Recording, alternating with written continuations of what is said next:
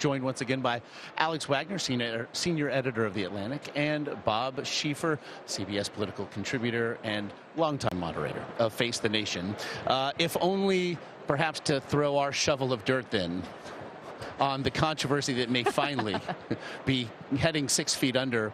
Bob, it's been almost 48 hours since this thing began. What to make then of what you've seen, particularly in these last 12 hours, and the fact that it was 2 days and 3 days into this convention? Well, you know, I want to preface this by saying Donald Trump is a good enough politician to have captured the Republican nomination. And so credit where credit is due.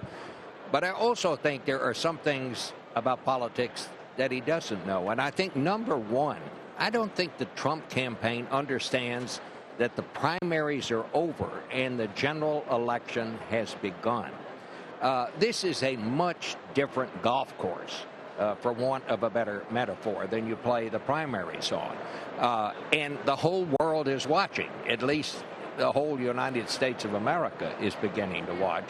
And I think the people who are here, who were with Donald Trump and who like Donald Trump, they don't care if it's true or false. They like Donald Trump's attitude. I mean, if they were going to question some of the things that he said a lot of things that weren't exactly correct through the primary season. But you can't do that during the general election. And the fact that it took them this long, I mean, a second grade teacher teaching our kids about electoral politics would tell them, you know, if you make a mistake, correct it quickly, and get on to something else because it's a distraction.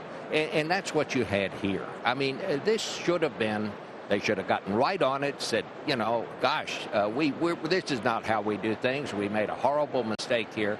This is how it happened. And now we'd like to talk about what we like to talk about. I mean, it's not, I mean, the mistake, you know, I kind of feel sorry for Melania. I mean, you know, she was trying to help her husband and trying to do what they told her to do. She doesn't know anything about politics. She's not supposed to know anything about politics. But somebody should have been there to help them with this. And you know, somebody, we were just, you know, listening to the previous conversation talking about it appears that there's nobody in charge. That's because there's nobody in charge. Yeah. I mean, Donald Trump makes all the decisions. Donald Trump doesn't delegate much.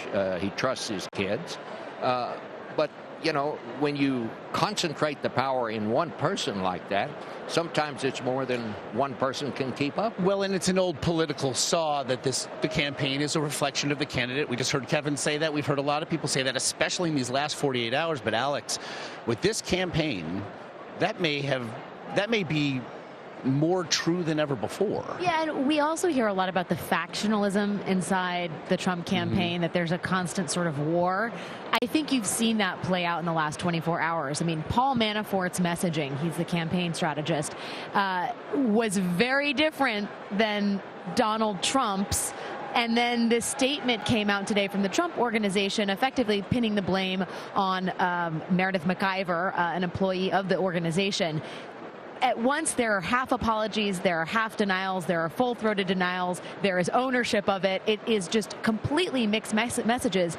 And you have to wonder, are different people calling the shots at different times? Is there factionalism inside the campaign in terms of how much they should own this problem, how much they should deal with it head on, how much they should deny it? I mean, it just seems like everybody all at once is launching their own sort of salvo in wartime, which is not an effective combat mode, if you will. Our Gail King and our array of correspondents on the floor have told us now for 2 nights, the people down there, the people in these seats, they just don't care. They want this to go away. Then if we are now perhaps putting this in the rear view, Bob, does this have an impact with the undecideds that perhaps they were hoping to convince with this? Does it have an impact with the donors whose checks they were hoping to cash?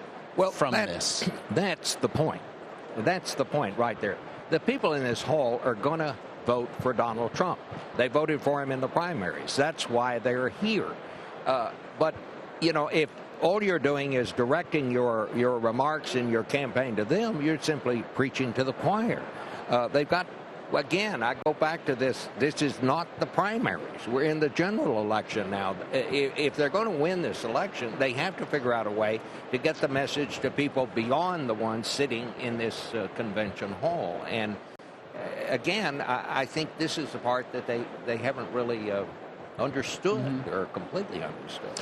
Alex, a head did not roll, however. Meredith McIver said that she offered her resignation, but Donald Trump said no. Innocent mistakes were made. Interestingly, it's the first time the word mistake has been attached to this in any way. But in the campaign, this is the first semi-apology we've gotten from the Trump campaign after myriad sort of scandals, if you will. And the release also came roughly an hour after 2 tweets Donald Trump sent acknowledging that it had gotten more run than any speech in the history of politics.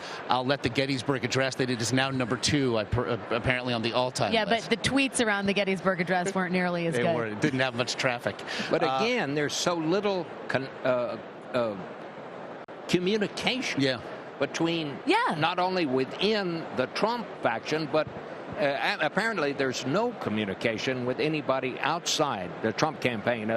Former chairman of the Republican Party told me earlier today, we were just chatting, and he said, you know, we have 2 campaigns. He said we have the Trump campaign and we have the Republican campaign. And he said, I'm not sure one knows what the other is doing. Well, Bob, it's something or cares. And I've asked you, at times, it does seem that Donald Trump is running against the GOP as much as he is against Hillary Clinton. And if only to not put this away, you know, the RNC was also put in a very awkward position. Sean Spicer, the communications director, quoting My Little Pony as evidence of... And Akon made a very impassioned, if...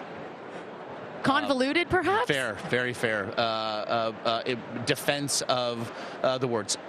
If it's all then put away, Donald Trump, whose humanity Melania Trump was supposed to give us a first real look at, especially as a spouse, the humanizer in chief. It's really the role, perhaps, of a potential first lady at a convention like this. If that was a missed opportunity, can that be made up? Can we, and especially as we look tonight now, Make America First Again, we do expect to hear friends and colleagues of Donald Trump speak to his accomplishments in his life beyond the political sphere, albeit a sphere he's only recently entered. You know, I'm not sure the Trump campaign, the Trump side of these 2 parties that we're seeing here that are at this convention, is really worried about much of any of that. They're here to drive up Hillary Clinton's negatives. You know, we're having 2 Clinton conventions this year. We're having the first one this week. We're going to have another one next week in Philadelphia. And that's all they're running against Hillary Clinton. Example, I would just say this. You know, Mike Pence is going to make his speech tonight. He's going to be introduced to the American people. I don't think it matters one whit what he says. I just think they want to get him nominated and get on. This is going to be a race between Donald Trump and Hillary Clinton. And I don't think running mates are going to make any difference. I don't think what the conventional Republicans think is going to make any difference. It's just which one do the American people like the least. And that's going to decide how this thing comes out. And I think, frankly, I think that's what the Trump people are thinking about. Now, some people in other parts of the Republican Party have entirely different ideas about that. And those ideas may take further shape tomorrow night when we expect many things from Donald Trump, including a speech he has promised will be long, although one he has now acknowledged, according to reports, he is now revising big league. What that might mean is truly anybody's guess. You're going to have some big-time revisions. I'm going to let bigly revisions. I'm going to let they're going to be great revisions. I'm going to let my expert duo here marinate on that.